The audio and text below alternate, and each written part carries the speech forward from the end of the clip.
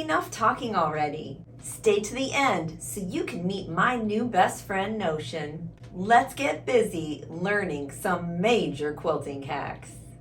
Have you ever been happily piecing along? You have a nice long strip of fabric that you just piece together, and then you have to add one off to the side. So you put on your piece and you're happily piecing. Everything's all lined up. You begin to sew. You feel a little something, but you're like, no, everything's good. I've got everything lined up nice. And then you go to look. And you started off good, but then your seam right here got flipped somehow. And now it's pressed to the side. Well, you have to press it to the side now because it's sewn, unless you want to pick it out. This is one of the most frustrating things in sewing where it concerns my actual sewing machine. I want you to notice something right here.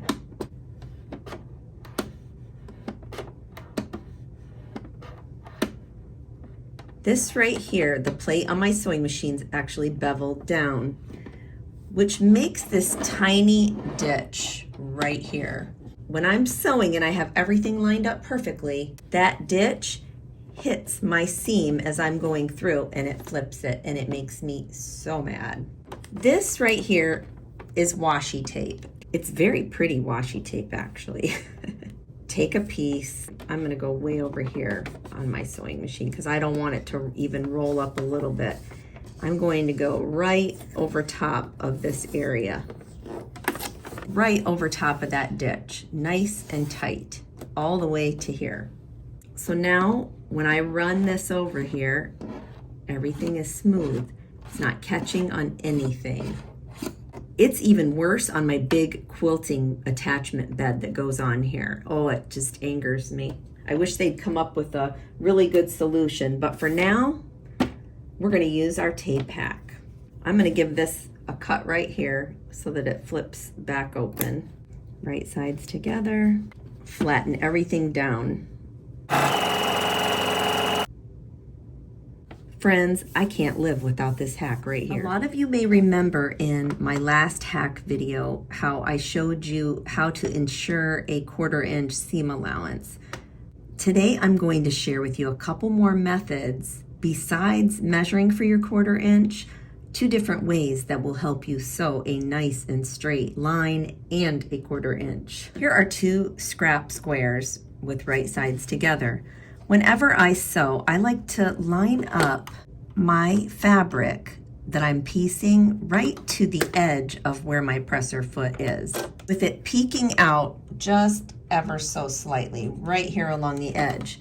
But when I turn my sewing machine on, my needle's in the center, so I have to move my needle. If I were to just drop my needle right now and start sewing, this would be a very fat 1/4 inch because you can see where my needle is and where the edge of my fabric is. It's well over a 1/4 inch. So what I'm going to do is push my buttons to move my needle over. And I find that 6.5 millimeters is right for my machine. Now it's probably different for yours. Every machine is different. Now when I line this up, I am dead on at a 1/4 inch. This little lesson right here, right now, was just to catch everyone up so I could show you the next couple things. This right here is a magnet. Now it's made for your sewing machine, so no worries about the magnetic pull on this particular Notion. It was made for sewing machines, so I don't think it's going to be a problem. Check out the stick. Oh my goodness. This thing is so strong, like super strong. You have to pull to get that pop off of there. My word. I know that I want my fabric peeking out just a little bit there. So I'm going to lay my magnetic seam guide right along the side of my presser foot. I'm going to drop my needle. I'm going to sew forward. I'm going to back stitch. And I'm just going to guide my fabric in. And it's actually leaning up against this metal magnet. Let's take a look and see how we did. That is a perfect 1/4 inch seam allowance. If you have a hard time sewing a straight line like I do, I totally recommend these seam guides. If you don't want to spend the money on a magnet for your seam guide, Let me share with you a much more inexpensive way. Let's grab yet some more washi tape, and we're going to just lift our presser foot up and slide our ruler underneath our presser foot while it's up. And then you're going to figure out where you would like to put that tape. I have mine peeking out just a little bit beyond that. Check and make sure that you have that ruler straight by putting down your presser foot. You're not going to sew though, so make sure your foot is totally away from your foot pedal. So you've got that lined up right along where your presser foot is. You're going to take your tape and as straight as you can. And if I were to lift that up, I've got that pretty straight, I think. Okay, pull your ruler out, lift up your presser foot, set your fabric in. Now with this, you even have this line way down here that you can follow. Now all I have to do when I sew is just make sure that my fabric is lined up right along the edge of that washi tape. Beautiful 1/4 inch seam allowance. You buy these rulers and you bring them home and you want to cut your fabric with them, right? When you get them home, they are super slippery. I have to really hold my hand and stress all of these joints out in order to get this to hold down.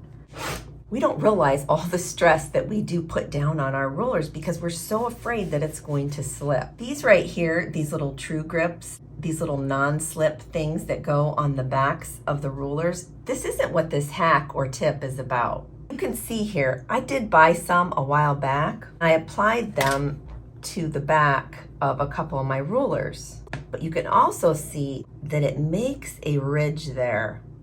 So if you go like this, you can see there, you see how that dot is like pulling? That's no good. Check out these dots right here on this ruler. These dots right here were made with a glue gun. I got this hack from Tiffany's Quilting Life. I was so excited to try it when I saw one of her videos. I'll show you in a second how I got them so flat. Take my 7.5 inch ruler. Now you can see, whoo, it's having just a heyday on this fabric, right? So slippery. All I have here is some parchment paper. With this hot glue, you can put these dots anywhere. I'm going to work on one dot at a time. Let's start right in the middle and work our way out. I'm making it a pretty big dot too. After you get your dot, then you're gonna go and press it. You only need to let it sit for just a second, really. That dot, friends, perfect. It's not sticky.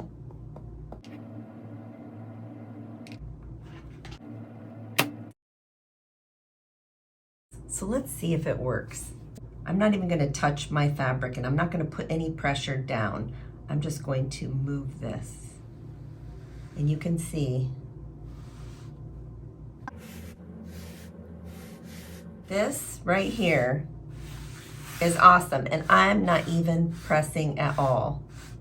Oh my word. Thank you so much, Tiffany from Tiffany's Quilting Life. Let me tell you about my ruler hack for a second.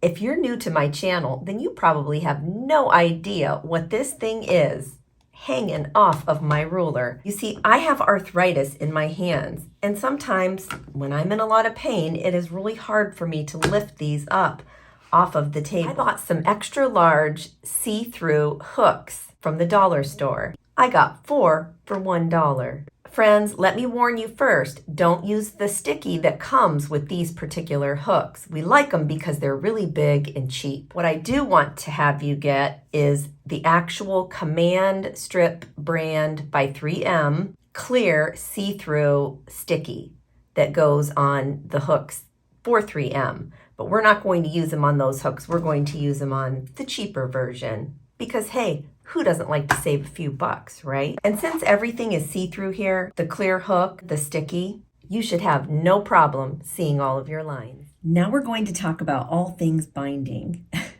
Right here are 2 examples that I have for binding. Now these are just examples. These aren't whole quilts or anything. This is just to show you. We're going to pretend that this is the backing, this is the batting, and this is the front of our quilt. This right here is 2.5 inches in width, and it is our binding. What we normally do is just pin our binding down, or we can use clips all the way down and around. You're first going to sew a 1/4 inch seam allowance all along here, connecting all of those layers together. Let me do that on both of these, and then I'm going to show you an awesome, mind-blowing hack. Here I'm giving you a 2-for-1 hack, 2 different methods that do the same thing. So you're at this point, you've sewn that 1/4 inch, everything is together. Now you're going to bring that binding around to the back. I'm going to lift this up like so. If I were to bind this normally with my machine, I would clip those all along here and then I would sew. But do you know that ultimately when I do this, every time I do binding, I always miss a spot? If I would only just take a little bit of time to use this hack. Here's hack number 1 for binding. This is double-sided quilting tape, and why I don't see more people using it, I'm not sure. If you use this, you don't even have to use clips. Let me show you. This is double-sided sticky. So what you're going to do is lay it along the wrong side or the back of your quilt. Just press it along so that it sticks right along where that 1/4 inch seam is. I also want to mention that once you wash this quilt, it washes totally away. It goes invisible and just disintegrates. Just leave the tape on there and sort of pull that sheath off of it. Lift up your binding and just press it.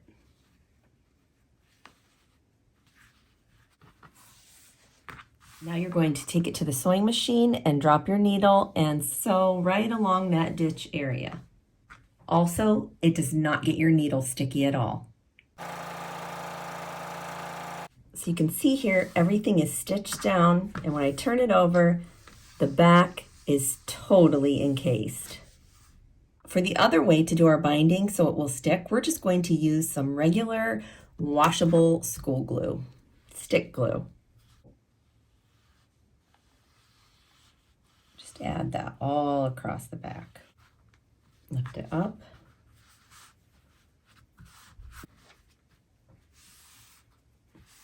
You can see that it is stuck there. It might take a few minutes to dry sticking there, and you might want to extend your glue out a little bit because it does dry clear, so you'll be safe. And you're going to sew right along that ditch area again. Here you can see it's been sewn right across there, and on the back it's sewn as well. So these are the 2 ways to help you bind your quilt so you don't get aggravated when you miss that tiny bit of binding on the back. Oh yeah, let me be like Stretch Armstrong. Let me see here. Oh yeah, I got a real good view there. Oh, I don't know. Let me just dangle it and I'll get a roundabout size. Is this you, friend? I know it's me sometimes. Oh my word. This floppy thing right here, sometimes it's useless. I'm a one-woman show. Let me introduce you to a carpenter's ruler. Hey. If it's good enough for them, it's good enough for quilters. Check this out. It is a nice, sturdy ruler that is 79 inches long, and it's got joints in it. Check it out. I mean, it's awesome. It opens up really big. The best part about this ruler is I can open it to the size that I need at the moment. If I want to measure this quilt right here, this gorgeous quilt right here, I will link this quilt at the end of this video. So I can hold this right here, and this will tell me that this quilt is 42 inches wide. I can simply hold it right there and keep going up. And this will tell me that it is approximately 51.5 inches up and down.